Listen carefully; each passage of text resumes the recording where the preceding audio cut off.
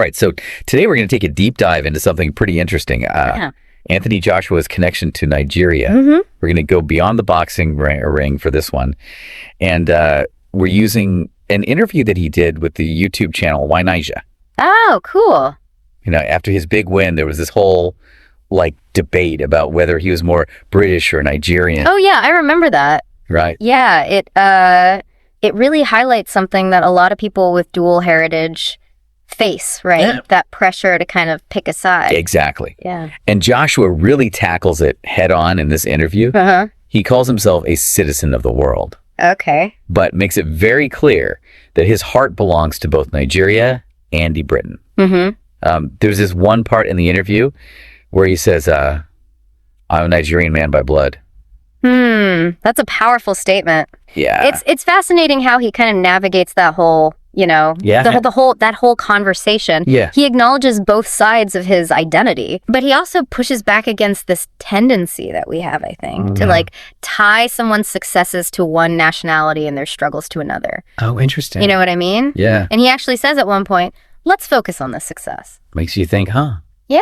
about how we often categorize people based on, these narrow definitions. Absolutely. But speaking of success, this interview really paints a vivid picture of just how much Joshua's win resonated in Nigeria. Oh, yeah. Every radio and TV station was buzzing about it. Wow. And he even talks about wanting to give back to Nigeria, specifically mentioning his mother's village and the work that they already do there. That's awesome. Yeah. So that really piqued my interest. Yeah. And I did a little digging of my own, Okay. and I found out that his mother's village actually has a long history of supporting young athletes. Really? Yeah. That's cool. They even have a cultural center that's dedicated to preserving Yoruba traditions.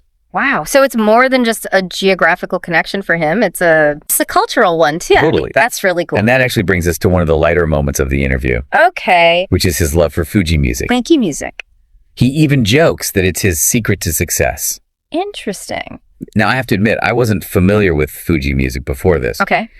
What is the deal with this genre? So Fuji music is this incredibly vibrant and energetic style of music that's super popular in Nigeria. Okay. It often incorporates traditional Yoruba percussion, Mm-hmm. and it has this really driving rhythm to it. Wait a minute. Driving rhythm, energetic. Mm-hmm. Do you think there's a connection between that and his boxing style? Oh, that's an interesting thought.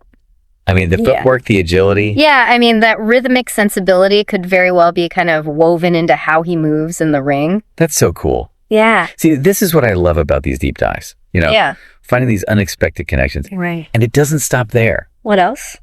He also speaks Yoruba. There's this part where he drops a small greeting. Oh, that's great. I mean, language is such a powerful link to culture. Yeah. Even knowing a few phrases like that, I think, reveals a deeper connection than you might realize at first. Totally. And it really adds another layer to his identity, doesn't it? For sure. I feel like this interview really went beyond the boxing champion persona I agree. and showed us a man who's genuinely connected to his roots. Absolutely, it does. And it really leaves us with something to consider. Yeah. Joshua embraces this idea of being a citizen of the world. Right. But how does that idea coexist with strong national pride? Yeah. Especially in an increasingly interconnected world where those lines are becoming more and more blurred. Right. It's something for all of us to kind of ponder, I think. It really is. Yeah. Thanks for joining me on this deep dive. Of course, this was fun. Yeah, this is a good one. Yeah. All right, we'll catch you next time. See ya.